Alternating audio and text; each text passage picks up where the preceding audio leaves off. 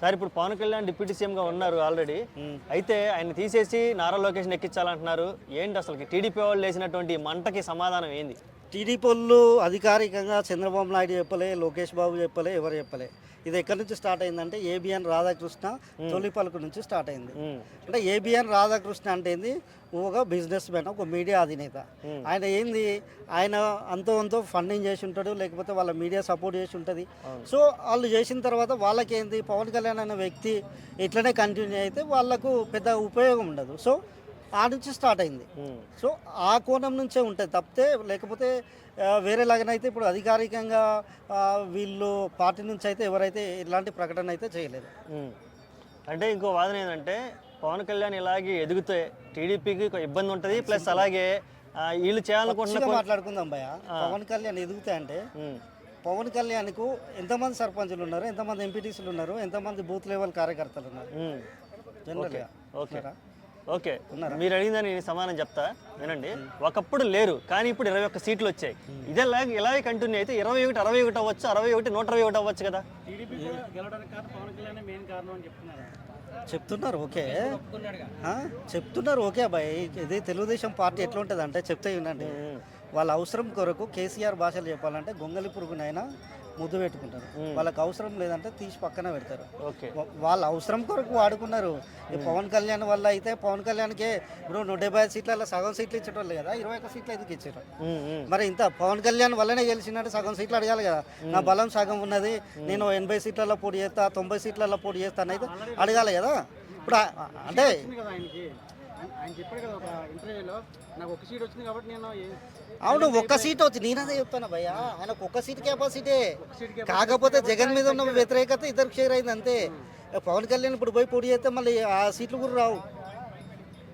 అది రాజకీయం వేరు, నీకు అభిమానం వేరు, వ్యతిరేకత వేరు. ఇప్పుడు మన కేసీఆర్కు ఉన్నది సిటీలో మొత్తం గెలిచిరు, ఆల్మోస్ట్ రూరల్ పోయేసరికి ఓడిపోయారు. ఎందుకంటే రూరల్లో వ్యతిరేకత వచ్చింది. అలాగే రెస్పెక్టివ్ ఆఫ్ క్యాండిడేట్ పార్టీని చూసి కేసీఆర్ని దించాలి అని అనుకున్నారు, జనాలు ఓట్లు వేసారు. ఇప్పుడు ఈడు తెలంగాణ తీసుకుంటే ఈడ అసలు ఆ లీడర్కి సంబంధం లేదు, గెలిచడానికి సంబంధం లేదు. అది దింపాలనుకున్నారు, దింపిరు జనాలు అంతే. ఈయన పవన్ కళ్యాణ్ బలం, చంద్రబాబు బలం కాదు. ఆ జగన్మోహన్ రెడ్డి వల్ల అభివృద్ధి కుంటుపడుతుంది, ఉద్యోగాలు రావట్లేవు. ఈయన దించితే చంద్రబాబు నాయుడు తీసుకొచ్చి ఆ అమరావతిని సింగపూర్ చేస్తాడు, స్విట్జర్లాండ్ చేస్తాడు అన్నారు. కానీ పవన్ కళ్యాణ్ స్విట్జర్లాండ్ చేస్తాడని అయితే ఒకటేలే కదా అమరావతిని.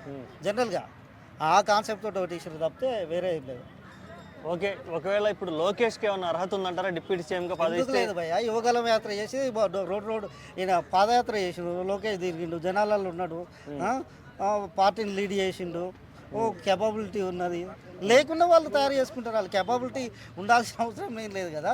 చంద్రబాబు నాయుడు ముఖ్యమంత్రి కొడుకు, ఒక అంతకుముందు అధికారంలో ఉన్నాడు, 5 ఏళ్ళ అధికారంలో ఉన్నాడు, మంత్రిగా ఐటీ మినిస్టర్ చేసిండు, ఇప్పుడు చేస్తున్నాడు, 10 ఏళ్ళ అనుభవం ఉన్నది.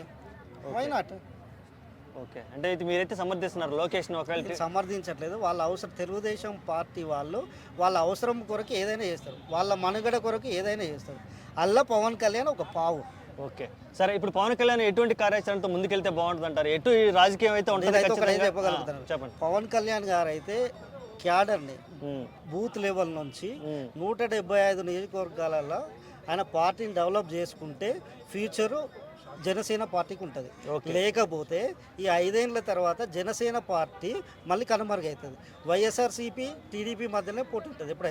ఎప్పుడైతే బూత్ లెవెల్లో నువ్వు 175 మంది క్యాండిడేట్లను తయారు చేసుకొని గ్రామాన నీ కార్యకర్తలు, నీ లీడర్లు ఉంటే బాగుపడుతుంది. కానీ నా వల్ల చంద్రబాబు గెలిచిండు కాబట్టి ఇప్పుడు డిప్యూటీ సీఎం ఇవ్వద్దు, వాళ్ళ పార్టీని డెవలప్ చేసుకోవద్దు.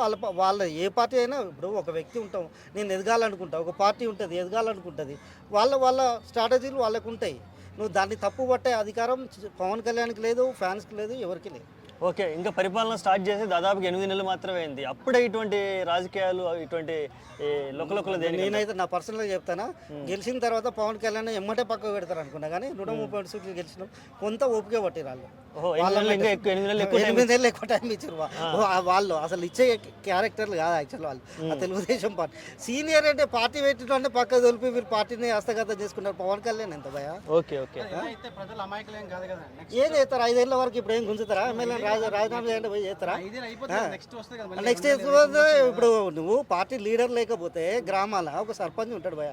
సర్పంచ్ క్యాండిడేట్ నువ్వు జనసేన పార్టీ నుంచి నిలబెట్టకుంటే తెలుగుదేశం వాడో లేకపోతే వైసీపీ వాడో ఉంటాడు, వాళ్ళకే ఓట్లు వేస్తారు కదా జనాలు. ఫస్ట్ నిన్ను నువ్వు బాగు చేసుకున్న తర్వాత నెక్స్ట్ మాట్లాడితే బాగుంటుంది.